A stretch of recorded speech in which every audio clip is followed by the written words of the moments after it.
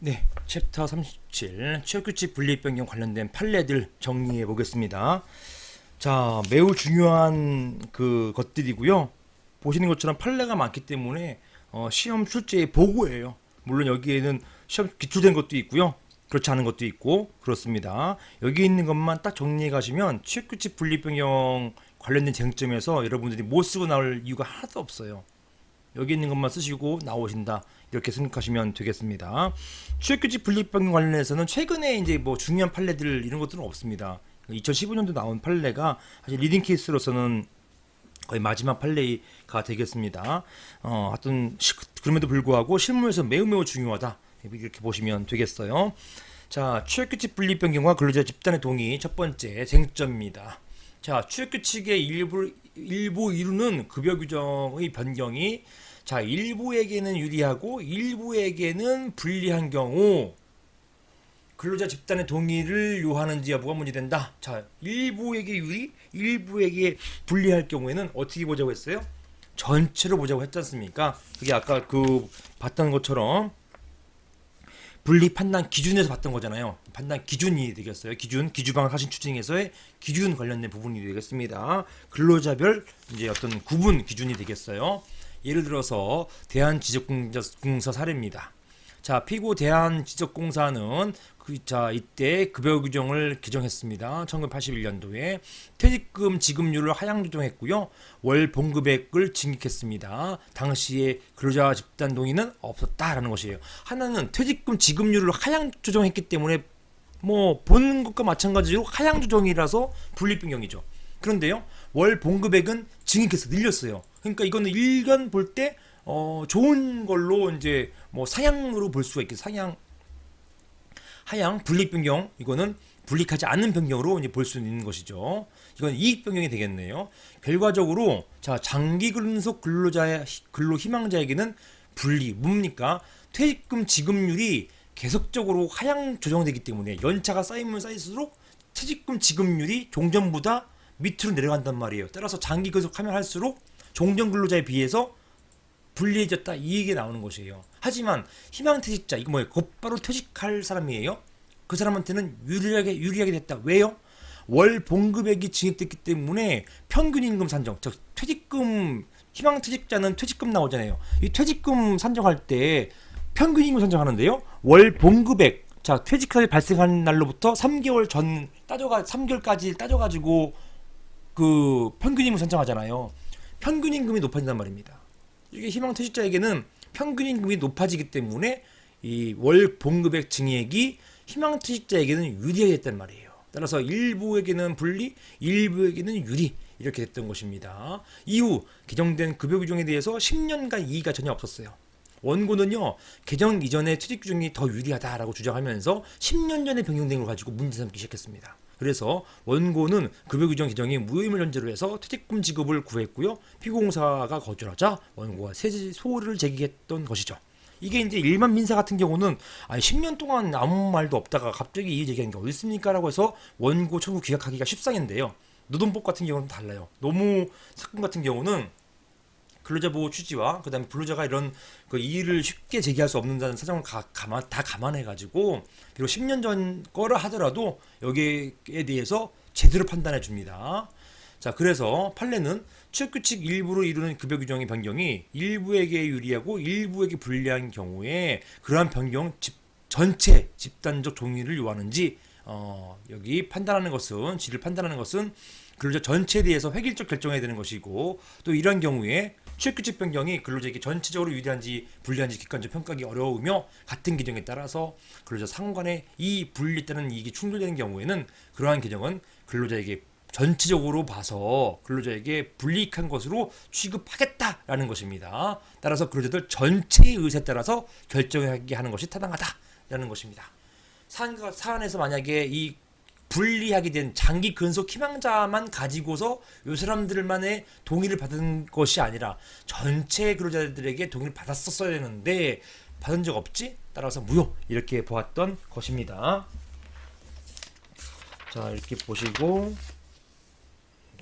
그 다음에 이게 책에는 좀 잘 나왔는데 여기 쫄게 나왔는데 여기 책에서는 제대로 나왔습니다. 이게 그 PDF로 변환되는 과정에서 좀 깨져버린 것 같아요. 자, 그다음 다만 판례는 여러 근로자 집단이 하나의 근로조건 체계 내에 있어서 비록 취업 규칙의 불이익 변경 시점에는 어느 근로자 집단만이 직접적 불이익을 받는다 하더라도 다른 근로자 집단에게도 변경된 취업 규칙 적용이 예상되는 경우, 이거 아까 했었죠. 예상되는 경우에는 일부 근로자 집단은 물론 장래 변경된 취업 규칙 규정 적용되는 예상되는 근로자 집단을 포함한 근로자 집단이 동의에 주체가 된다. 요거에 대해서 다시 세분화해서 다시 배우실 것입니다. 자, 그렇지 않고 근로조건이 이원화되어 있어서 변경된 취업규칙이 적용되어서 직접적 불이익 받게 되는 근로자 집단이 이외에 변경된 취업규칙 적용이 예상되는 근로자가 없는 경우, 그때는 변경된 취업규칙이 적용되어 불이익 받는 근로자 집단만 동의 주체가 된다 라고 판시했습니다. 이거 한번 설명드렸던 것이에요. 어떤 경우냐, 신용협동조합 사례 한번 보시겠다는 것이에요. 자, 원고조합 정년규정 개정으로 4급 이하 일반직 정년은 55세에서 58세로 연장, 이건 유리하게 변경됐죠. 그런데요, 3급 이상 관리직 정년은 60세에서 2년 단축됐습니다. 불리하게 변경됐죠. 이때 3급 이상 정년 규정은 3급 이상만의 동의로 변경된 것이었습니다.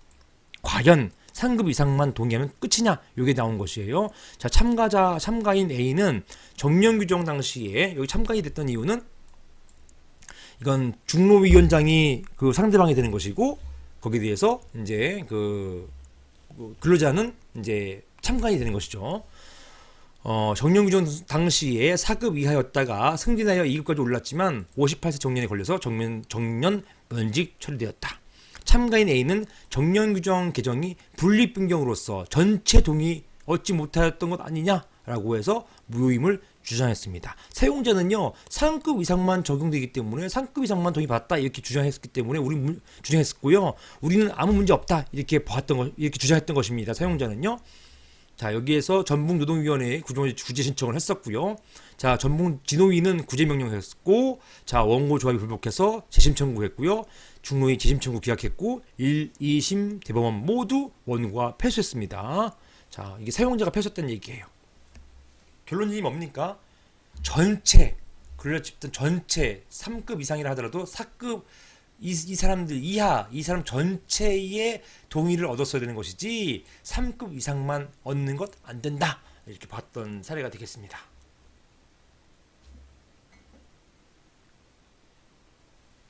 자, 그 다음 근로자 동의 방식과 관련돼서, 자, 취업규칙에 규정된 근로조건의 내용을 근로자에게 불이익하게 변경함에 있어서 근로자 과반수 조직된 노동조합이 없는 경우에요. 이때 동의 방식, 그 다음에 근로자 과반수 동의의 소극적 요건인 사용자 측의 개입이나 간섭의 의미가 무엇인지 여부가 문제된다. 이게 이제 이런 게 쟁점이 됐던 사례에서 나오는 쟁점이 되겠습니다. 이런 것이 이제 사례화되면 이걸 딱 쓰면 되는 것이죠. 문제점, 판례, 검토, 사례의 경우 이렇게 쓰시면 끝나는 것입니다. 딱 쓰는 내용이 여기 다 들어가 있는 것이에요. 자, 피고회사는 IMF 금융위기로 경영 상태가 악화되었고요. 급여 규정을 변경했어요. 어떻게? 일체 생활금 지급하지 않기로. 분립 변경이네요. 그렇죠? 당시에 피고회사 노조가 없었어요. 노조 없었기 때문에 집단적 동의가 필요한 상황인 것이죠. 전국의 각 영업소별로 급여 규정 변경에 동의한다는 문구가 기재된 서면을 보내서 서명을 받아서 설명회를 한 후에 집단적으로 어떤 설명회 거친 후에 전체적으로 취합을 했단 말입니다. 자, 1차 변경 시 전원 찬성했기 때문에 뭐 문제가 없네요. 그런데요, 2차 변경 시에는 4명이 반대했어요. 자, 이렇게 4명 반대했다. 원고들은 이러한 반대한 사람들이 이제 원고들이 됩니다. 이런 급여 규정 변경이 무효임을 주장하면서 뭐라고 주장했냐? 자, 서면에 반대 문구를 기재할 수 없었다. 반대한다는, 여기는 참, 여기 보시면 동의한다는 문구만 있었던 것이지 반대한다는 문구가 없었기 때문에 이런 문구를 집어넣지 않은 것, 이거는 부당한, 이거 잘못된 것이다. 두 번째, 설명 당시 부수장들이 설명 장소에 남아 있어서 뒷짐지고 이렇게 한단 말이에요. 보면서 한번 어떤 동의 안 하는지 본단 말이에요. 이것이 부당한 개입 또는 간섭이었다 이렇게 주장했습니다. 여기에 대해서 이런 원고들은 모두 패소를 하게 됐던 것이죠. 뭐 대부분 찬성했잖아요, 그죠? 대부분 집단적으로 동의했고, 그 다음에 서로 이런 설명회를 했고, 서로 의견 교환 절차가 있었고, 전체적으로 취합했단 말입니다. 여기에서 이런 판례가 나왔던 것이에요. 판례는 취업규칙에 규정된 근로조건의 내용을 근로자에게 불이익하게 변경하는 경우에 근로자 과반수로 구성된 노동조합이 없는 때에는 이 사안과 같은 경우가 되겠죠. 근로자들의 회의 방식에 의한 과반수 동의가 필요하다고 하더라도 그 회의 방식은 반드시 한 사업 또는 사업장의 전 근로자가 일시에 한 자리에 집합해서 회의를 개최하는 방식뿐만 아니라 한 사업 또는 사업장의 기구별 또는 단위 부서별로 사용자 측의 개입이나 간섭이 배제된 상태에서 근로자 상호 간의 의견을 교환해서 그냥 설명회가 있었던 얘기예요. 찬반 의견을 집약한 후 이를 전체적으로 취합하는 방식도 허용된다. 요거 아까 우리 봤죠 이미 이렇게. 자, 근로자 개인 상호 의견 교환해서 찬반 의견 집약해서 전체적 취합하는 방식도 허용된다 라고 하는 것이고요. 일단 여기까지 하나 슬래시 하시고 끊고요. 그 다음에 나머지 이하는 사용자의 개입이나 간섭에 대해서 이제 자세하게 설명하고 있는 부분이에요. 이런 사용자 측의 개입이나 간섭이라 하는 것은 아까 왜냐면 전자가 뭐였습니까? 여기 사용자의 개입이나 간섭 없이 요거 사용자의 개입이나 간섭이 배제된 상태에서 이것을 세부적으로 설명하고 있습니다. 여기에서 사용자의 개입이나 간섭이라 하는 것은 무엇이냐? 사용자 측이 근로자들의 자율적이고 집단적 의사결정을 저해할 정도로 명시 또는 묵시적 방법으로 동의를 강요하는 경우를 의미하는 것이고, 사용자 측이 단지 변경될 취업규칙의 내용을 근로자에게 설명하고 홍보하는 데 그친 경우, 즉 뒷짐지고 한다고 해가지고 그거 가지고서 간섭이라 볼 수는 없다 이렇게 본 것입니다. 이것을 사용자 측의 부당한 개입이나 간섭이 있었다고 볼 수 없다 이렇게 판시했던 것입니다.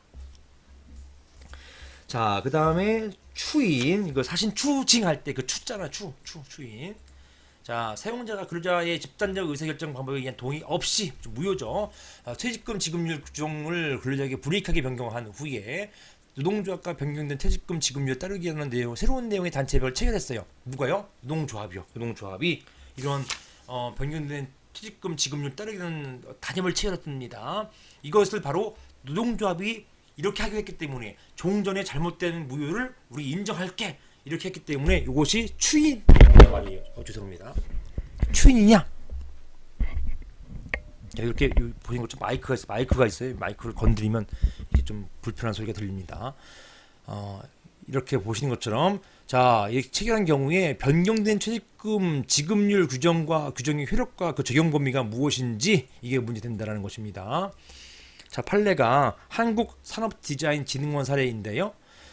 피고회사는 81년도에 동의 없이 퇴직금 규정을 불이익하게 변경했다. 이거 무효잖아요, 그죠? 그런데요, 약 10년 뒤에 노조가요 단협 체결하면서 종전에 변경된 퇴직금 규정을 그냥 적용하기로 합니다. 이게 바로 추인 아니냐는 거예요, 추인. 자, 무효행위의 추인 이 법리가 이제 들어오게 되는 것입니다. 그때 근로자의 원고들은 이런 종전에 A회사 취업규칙 분립 변경이 동의 없이 이루어진 것으로서 무효임을 주장했죠. 즉 2번을 무시한 거예요. 일단 했을 때 판례는요. 자, 단체협약은 노동조합이 사용자 또는 사용자 단체와 근로주권, 기타 노사관계에서 발생하는 사항에 관해서 체결하는 협정으로서 노동조합이 사용자 측과 기존의 임금, 근로시간, 퇴직금 등 근로주권을 결정하는 기준에 관해서 자 보세요. 소급동의라는 표현이 아니라 이렇게 소급적으로 동의, 이렇게 소급적으로 동의. 그렇다고 해서 효과가 소급적으로 생기는다는 얘기는 아니에요. 그냥 종전에 잘못된 것을 그냥 동의한다는 표현을 이렇게 썼습니다. 소급적으로 동의하거나 이를 승인하는 내용의 단체 협약을 체결하는 경우에는 그 동의나 승인의 효력은 단체 협약이 시행된 이후에, 아까 여기 뭐였습니까? 1991년도 단협 협약이 시행된 이후에 그 사업체에 동사하며 그 협약에 적용을 받게 될 노조원이나 근로자들에 대해서도 생긴다. 자, 보세요. 뭐라 됩니까? 그 승인의 효력은요, 언제부터 생깁니까? 효력이 단체 협약이 시행된 이후에 그 사업체에 동사하며 협약에 적용을 받게 될 노조원이나 근로자에 대해서 생긴다. 즉 단협 시행 이후에, 자, 이후의 노조원이나 근로자에게 생긴다 라고 봤기 때문에 소급표가 있어요, 없어요? 소급표가 없죠. 소급표는 없습니다. 단협 체결된 무효, 그 전까지는 무효는 무효인 거예요. 그냥 무효예요. 무효이지만 그 단협 체결 시행 이후에 종사하는 노조원이나 근로자들에게는 생긴다 이렇게 봤던 것입니다. 따라서 여기 여기서 잠깐 멈추시고, 그 이전에 만약에 퇴직하신 분이나 이런 분들은 그 불리하게 변경된 그런 퇴직 규정에 따라 가지고 이제 그 언제요? 81년도부터 91년도까지 그 중간 그때까지 퇴직하신 분들, 그 이후에는 단협 규정 적용받으니까 이제는 안 되는 것이고요. 불리하게 변경된 게 불리하게 변경된 취업 규칙이라 하더라도 그대로 적용될 것이고요. 단협에 의해서.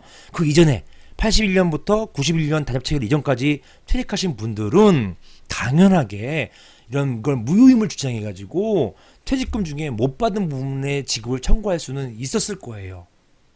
그런데 이 사건 같은 경우는 이게 한국산업디자인진흥원, 이게 97년도에 제기된 제기는 뭐 그 이전이라 하더라도 거의 90년도 한창 지나가지고 제기된 것인데요. 그 전에 퇴직했다 하더라도 그것은 임금성을 가지는 것이고요. 임금 시효는 얼마입니까? 3년이에요. 이미 이 사건 이걸 알고서 서로 이의를 제기했다 하더라도 이미 시효가 다 만료됐단 말이에요. 그래가지고 여러분 중 헷갈리는 분 계시는데요. 81년부터 91년도까지 그때 퇴직하신 분들은 이 무효임을 주장할 수 있습니다. 무효임을 주장할 수 있어요. 그런데 아마 대부분 주장하지 못했던 이유는 소멸시 완성되어 가지고 임금 시효가 완성됐기 때문에 그래서 주장할 수가 없었던 것입니다. 여기 원고들은요, 이미 이 그 단협 체결 이후에 이미 그 여기에 적용을 받는 노조원들이었어요. 따라서 마찬가지로 유효하게 됐기 때문에 그 무효임을 주장할 수 없다, 이게 됐던 것이고요.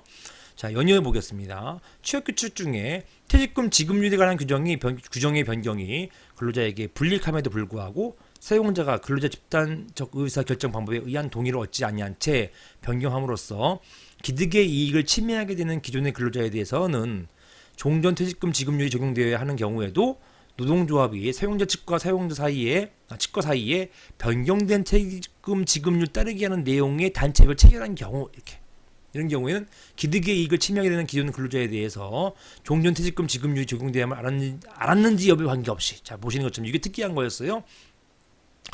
종전 퇴직금 지급률 적용되어야 하는 것인지를 알았는지 여부 상관없이 기존 근로자에 대해서 종전 퇴직금 지급률 적용되는 것이 제공되어야 하는 걸 알았는지 여부 상관없이 원칙적으로 그 협약에 적용을 받게 되는 기존 근로자에 대해서도 변경된 퇴직금 지급이 적용되어야 할 것이다, 봤던 것입니다. 뭡니까? 단협 체결 이후에 여전히 근로하게 되는 노조원이나 근로자 모두 변경된 취업규칙 적용받게 된다는 것이에요. 자, 여기 그것을 그 근로자에 대해서 그것이 불리함에도 무효임에도 불구하고 무효임을 인지하고 노조가 그렇게 하기로 하자 이렇게 했었는지, 이런 것에 대해서 알고 추인했는지 전혀 상관없이 이렇게 보았던 것입니다. 자, 여기 뭐 종전 퇴직, 그리고 이제 그 부분을 이렇게도 표현하고 있어요. 기존 근로자에 대해서, 자, 이게 주체가 안 나와 있어요. 이거 잘 보시면 여기 주체가 없어요. 사실 주체는 누가 됩니까? 누가 이거에 대해서 협약을 체결했어요? 노조 아니에요, 노조. 노조가 종전 근로자에 대해서는 종전 퇴직금 지급률 적용, 이게 뭡니까? 종전 취업규칙이 무효, 이거잖아요. 이게 다른 말로 표현하면 그겁니다. 종전 취업규칙이 무효임을 알았는지 여부에 관계없이, 이렇게 읽으셔야 되는 것이에요. 여러분들 이 판례 읽는 게 좀 어렵습니다. 그래도 여러분들께서 어쩔 수 없어요. 저랑 같이 이걸 잘 이해하시면서 가셔야 돼요. 자, 이렇게 이거는 그렇게 읽는 것입니다. 기존 근로자에 대해서 종전 퇴직금 지급률이 적용됨을 알았는지 이것은 종전 취업규칙이 무효임을 알았는지, 이렇게 보시는 거예요. 여부에 관계없이. 자, 여부 관계없이 어떻게 했다고요? 단협을 체결했다는 것이에요. 누가? 노조가. 관계없이 노조가 추인했다 하더라도, 단협에 사인했다 하더라도 이것은 기존 근로자에 대해서 적용한다, 이렇게 보는 것입니다. 한편 판례는 불이익 변경된 취업규칙이 변경 이후 신규 입사자에 적용될 수 있는지 여부에 대해서 자, 피고가 근로자 집단의 집단적 의사결정 방법에 의한 동의를 얻지 아니하여서 취업규칙 규칙이 근로자에게 불이익하게 변경됐다 하더라도 이 무효죠. 이러한 변경규칙은 누구에게는 유효하다. 새로 신규 입사자에게는 유효하다는 것이에요. 현행의 법규적 효력을 가진 취업규칙은 변경된 취업규칙이다 이렇게 봤습니다. 다만 기득이익을 침해하는 기존의 근로자에 대해서는 종전 취업규칙이 적용될 뿐이다. 자, 종전 근로자에게는 종전 취업규칙, 즉 무효이기 때문에 종전 취업규칙. 하지만 무효인 취업규칙이라 하더라도 신규 입사자에게는 유효 이렇게 봤던 사례가 되겠습니다. 보신 것처럼 피고 회사의 퇴직금 규정이 자 1964년도 자 이렇게 그 다음에 73년도에 불리하게 변경되었지만 동의가 없었다. 그리고요 여기에 원고는 78년 한참 마지막 변경된 때가 언제냐 74년도였었어요. 자 이게 불리하게 변경됐고 동의가 없었기 때문에 무효인 것이죠. 이제 무효로 된 취업규칙이 있고 그 이전에 그 이후에 78년도에 입사했습니다. 입사 당시에는 근로계약서를 쓰고요. 취업규칙을 확인하게 되어 있죠. 확인했었단 말입니다.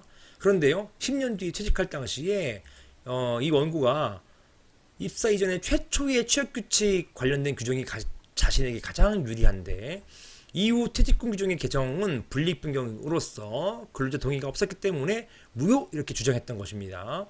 이렇게 최초 퇴직금 규정에 따라서 퇴직금 지급해달라고 주장했는데요. 회사가 거절하자 소를 제기했습니다.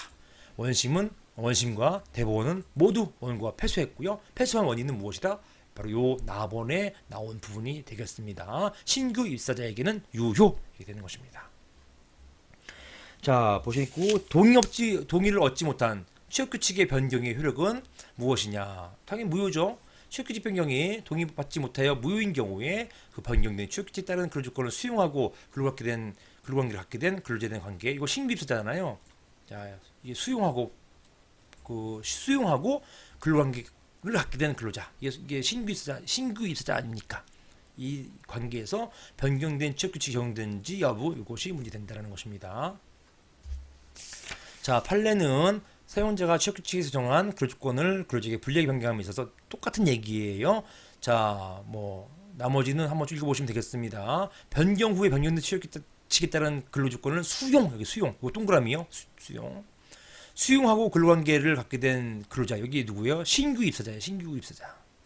신규 입사자라고 표현하시는 겁니다. 이런 신규 입사자에 대한 관계에서는 당연히 변경된 취업규칙 적용되어야 된다는 것입니다. 이렇게 여기까지 보시면 되겠습니다. 자 됐고요. 자 여기 끝에는요 그 페이지 183페이지라고 써 주시고요. 183페이지 동의 없는 불이익 변경과 차별 취급 관련된 부분이 있습니다. 183페이지 요게 이제 그 183페이지 보시면 넘겨 보시면은 거기에 근로관계 포괄 승계 효과라고 있거든요. 그 옆에다가 154페이지 바로 이 부분을 쓰세요. 자 154페이지 그때 가서 이제 한번 상호 관련된 부분이니까 그때 읽어보시면 되겠습니다. 한번 읽어보시고요. 뭐 자세한 설명은 2기 때 다시 한번 이런 부분들을 왔다 갔다 하는 건 2기 때 가서 할 거예요. 한번 그때 가서 보시면 되겠습니다. 일단 적어 놓기만 하세요.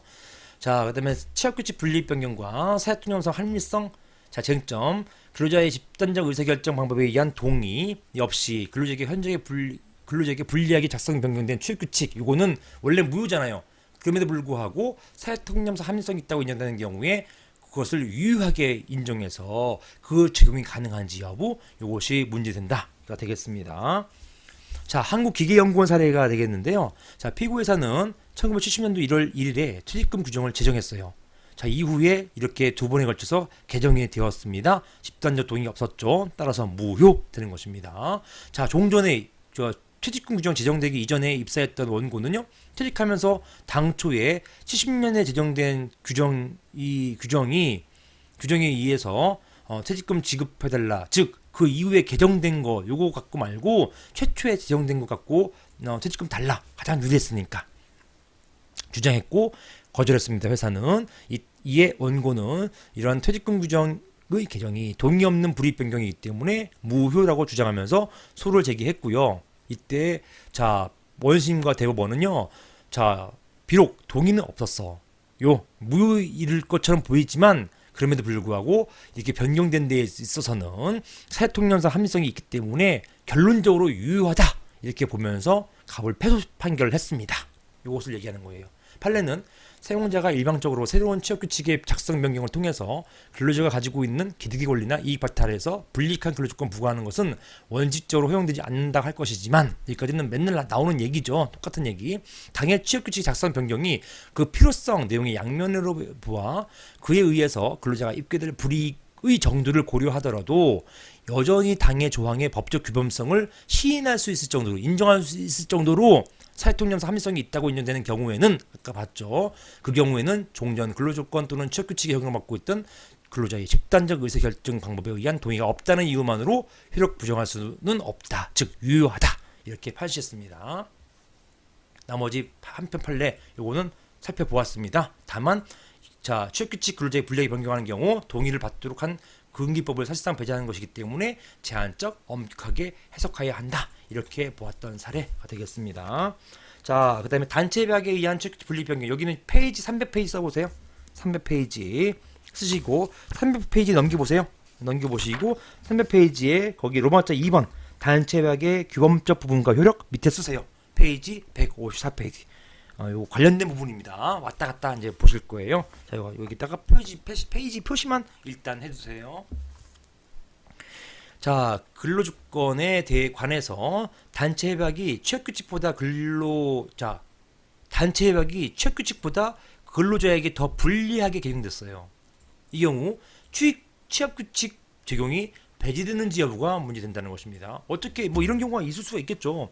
취업규칙보다 단협이 더 불리하게 되는 경우가 있고요. 이 경우에 이제 이게 단협을 우선시할 것이냐, 취업규칙 우선시할 것이냐, 이게 문제됐던 것입니다. 자, 우리 밑에 보지 마시고요. 상식적 먼저 가보시자고요. 사용자가 일방적으로 정한 취업규칙 우선할 것 같아요? 아니면 노조의 즉 근로자의 대표가 사용자하고 정한 어떤 합의가 더 우선할 것 같아요? 일방적인 게 아니라 쌍방 근로자와 사용자가 합의한 거, 이것을 더 우선시합니다. 따라서 단협이 더 우선되는 거예요. 즉 취업규칙 적용이 배제되는 것입니다. 배제된다. 이게 결론이에요. 이게 판례의 결론입니다. 판례는 자, 이게 나중에 이제 제일 특시 사례라고 해서 나올 겁니다. 단협의 분립 변경에 대해서 자, 협약 자체의 원칙상 노동조합은 사용자 사이의 근로조건을 유리하게 변경하는 내용의 단체협약뿐만 아니라 근로조건을 불리하게 변경하는 내용의 단체협약도 체결할 수 있다. 따라서 근로조건을 불리하게 변경하는 내용의 단체협약이 현저히 협력성을 결여서 노동조합의 목적을 벗어난 것을 볼 수 있는 것 같은 특별한 사정이 없는 한 그러한 노사 간의 합의를 무효로 볼 수는 없다. 유효이다. 봤던 것입니다. 자, 나머지는 한번 쭉 읽어보시면 되겠습니다. 자, 이렇게 한편 이와 같은 단체협약의 개정 경위와 취지 비추 볼 때 단체협약의 개정에도 불구하고 종전의 단체협약과 동일한 내용의 취업규칙이 그대로 적용된다면 단체협약의 개정은 그 목적 달성할 수 없기 때문에 따라서 이하 결론이 뭡니까? 단협이 우선한다라는 것입니다. 우선적 적용한다. 단체협약이 우선적으로 적용된다라는 것이고요. 이따가 300페이지 할 때 다시 한번 보시게 될 것입니다. 이때 이제 단체협약에 관련된 내용이 나오는 것이에요. 자세한 얘기는 이제 제일 특시 사례라는 것이 있어서 그 회사에서 자, 무단결근 7일이면은 택시 회사에서 무단결근 7일이면은 해고할 수 있게끔, 징계할 수 있게끔 규정되어 있었어요. 그런데 무단결근 7일 이렇게 해버리니까 나태한 사람들이 많아가지고 회사의 이제 업무 영업에 지장 초래한단 말입니다. 그래서 단협으로 5일 무단결근이면 징계, 해고할 수 있게끔 규정을 바꿔버렸어요. 단협으로. 취업규칙은 7일 무단결근시 해고, 징계 이렇게 나왔는데요. 더 요건을 더 이제 엄격하게 한 거죠. 근로자에게 불리하게 한 것이죠. 5일 무단결근만 하더라도 바로 해고시켜버릴 수 있게끔 만들어버린 거예요. 그런데 아니나 다를까 이 해당 근로자가 6일 무단결근했어요. 만약에 종전 취업규칙을 따르면은 아직 7일이 안 됐기 때문에 이 사람에게 징계할 수 없습니다. 그런데요, 단협에 따를 경우에는 5일을 넘어버렸기 때문에 징계할 수 있고 실제 여기에 따라서 징계 해고했던 상황이에요. 판례는 단협 우선 이렇게 봐가지고요, 이 해고가 정당 이렇게 보았던 것입니다. 나중에 다시 합니다. 자, 그 다음에 이제 징계 사유, 보시는 것처럼 징계 사유 발생 시와 징계 절차 요구 시 사이에 취업 규칙 개정된 경우 이 징계 절차에 적용할 취업 규칙이라는 것이 있고요.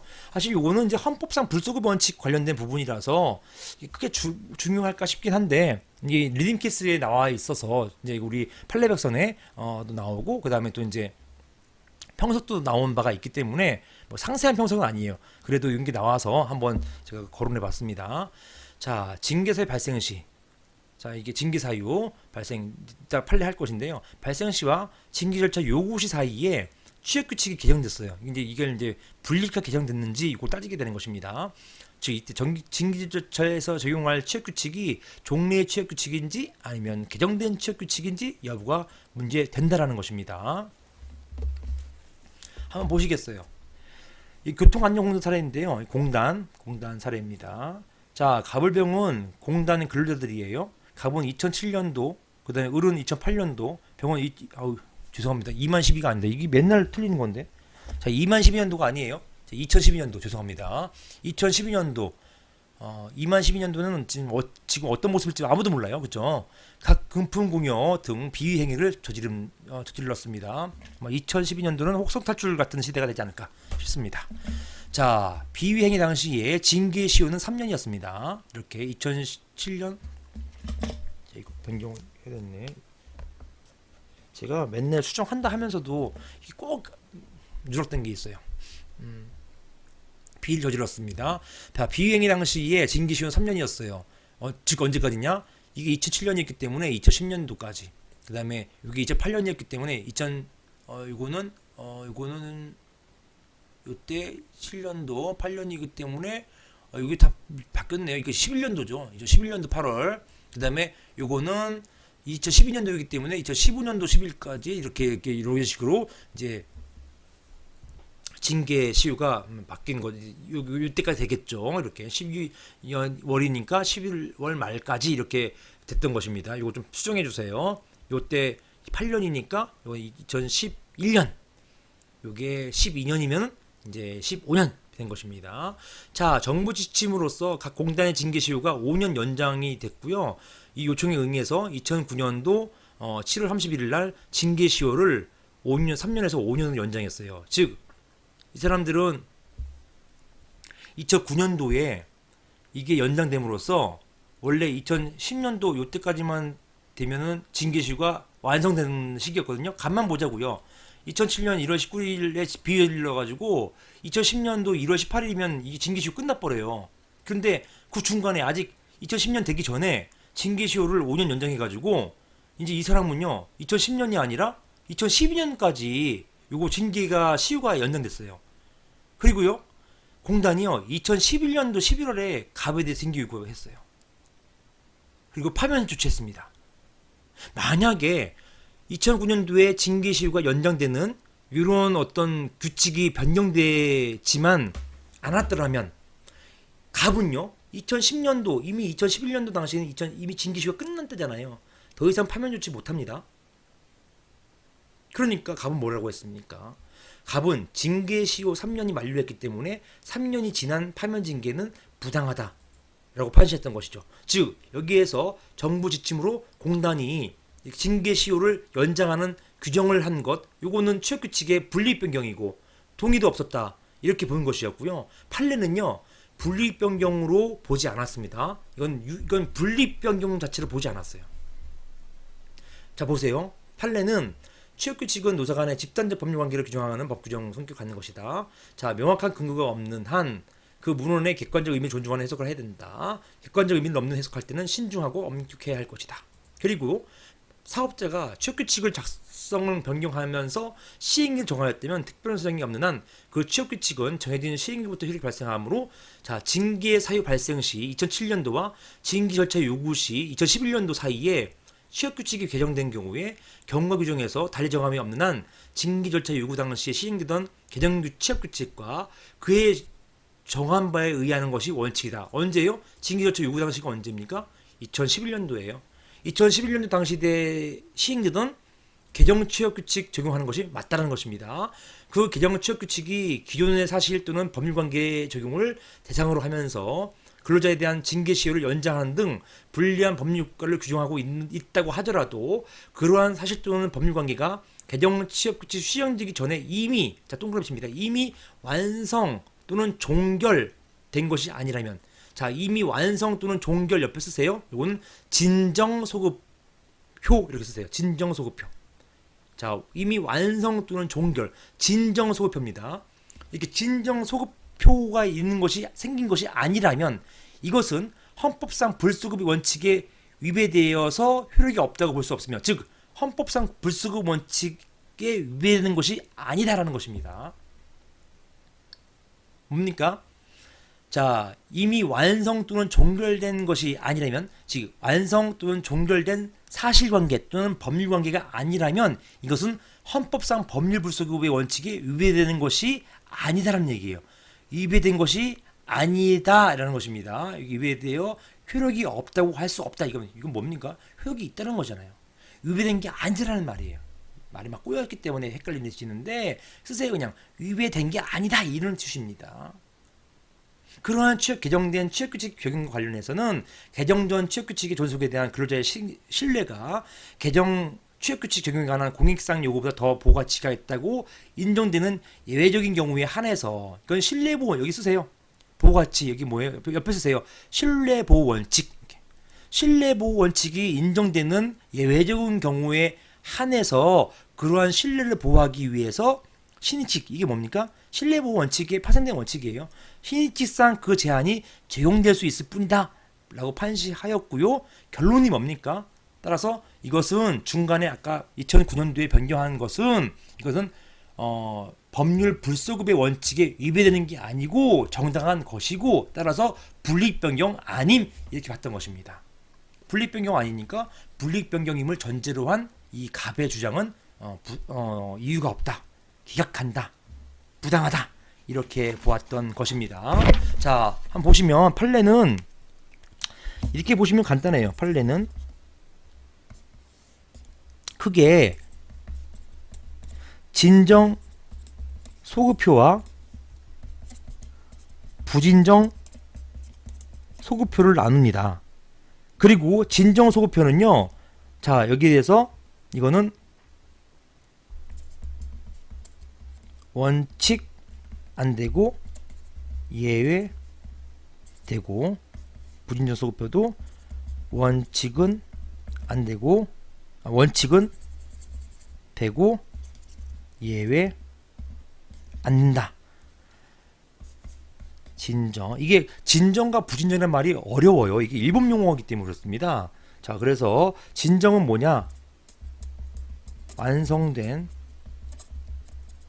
법률 관계 또는 사실관계에 적용되는 그러한 어떤 법 등을 말하는 것이고요. 부진정은 아직 미완성된 법률관계, 사실관계에 적용되는 법이라는 것입니다. 이것을 제가 한번 보여드릴게요. 바로 이것이에요. 자, 보시는 것처럼 자 판례가 이렇게 보고 있습니다. 보시는 것처럼 자 판례는 이게 진정소급효와 부진정소급효를 크게 나누고요. 진정소급효에서 이 진정이라는 것은 뭐냐? 이미 완성된 법률관계, 사실관계를 말하는 것이에요. 즉 이거는 만약에 이 해당 공무원 같은 경우는 만약에 이런 2009년도 취업규칙이 2010년도 이미 그 징계시효가 끝난 다음에 바뀌었다고 한다면 이것은 완성된 법률관계, 사실관계를 전제로 한 어떤 개정이기 때문에 진정소급효가 되는 것입니다. 이것은요 원칙 안 돼요. 예외적으로 되는데요. 이 어떤 예외냐? 중대한 공익이 있을 때 가능한 것입니다. 중대한 공익. 예를 들어서 친일파의 지산을 환수한다든가 이런 경우에 가능한 거거든요. 진정소급효. 다음 부진정소급효는요 아직 미완성된 이에요. 미완성된 법률관계, 사실관계. 우리 본 사안과 같은 경우죠. 아직 2010년 도래하지 않았기 때문에 갑에 대해서는요 2009년은 아직 이 징계시효가 진행 중인 것입니다. 미완성된 법률관계예요. 또는 미완성된 사실관계예요. 이것은요 판례가 원칙은 인정이에요. 원칙은 인정, 예외는 예외적으로 안 되는 예외적으로 원래 안 되는 것인데요. 언제 예외적으로 가능하냐? 바로 안 되는 이유는 그러니까 원칙은 부진정 소급표는 원칙 가능한데요. 예외적으로 안 된다. 언제? 신뢰보호 원칙에 의해서 제한될 때를 말하는 것입니다. 우리 사안에서는 히니치가 표했어요. 자, 이렇게 돼서 자, 예외. 이거는 공익, 이거는 신뢰 보호. 이것입니다. 보시는 것처럼 자, 부진정 소급표는 원칙은 되는데 예외가 안 되고 안 되는 경우는 신뢰보호 원칙. 요게 요 원칙을 원칙에 따라서 예외적으로 이제 소급표가 안 될 때가 있다는 얘기예요. 진정 소급표는요. 원칙은 안 되고 예외적 가능할 때 소급표도 가능할 때가 있는데 언제냐? 중대한 공익이 있을 때 가능하다. 이렇게 보고 있는 것이 판례 태도가 되겠습니다. 쉽게 얘기해서 지금은 이제 살인죄의 공소시효가 없어졌잖아요. 그런데요. 옛날 저 공부할 때까지만 하더라도 그 살인죄의 공소시효는 15년이었습니다. 따라서 15년만 지나면 살인범이 잡혀도요 처벌을 안 당했어요. 지금은 이제 그런 게 너무 부당하니까 없애버렸습니다. 따라서 15년일 때 15년 지난 사람이어서 살인죄에 이제 벗어났어요. 난 이제 살인자임에도 불구하고 난 처벌을 안 받게 된다. 이렇게 되었던 15년 지난 살인범이라 하더라도 그 사람에게 갑자기 국회에서 종전에 그 공소시효가 만료된 살인범들에게도 다시금 처벌할 수 있다. 이런 법을 지정하는 것. 이것은 진정 소급 입법이라고 하고요. 진정 소급표를 간다고 하는 것입니다. 이것은 위헌 판단 나올 가능성이 높다는 것이에요. 왜냐? 원칙이 안 되기 때문에. 반면에 상과 같은 경우 원칙이 가능하다. 이렇게 보았던 원칙이 가능하다. 왜냐? 부진정 소급표이기 때문에 그렇다. 이것이 판례 태도가 되겠습니다. 자, 이렇게 보시고 판례 한번 쭉 읽어보시면 되겠습니다. 롯데호텔 사례 이런 것들 한번 읽어보시고요. 한번 쭉 읽어보세요. 자, 여기까지 보시고 보시겠습니다.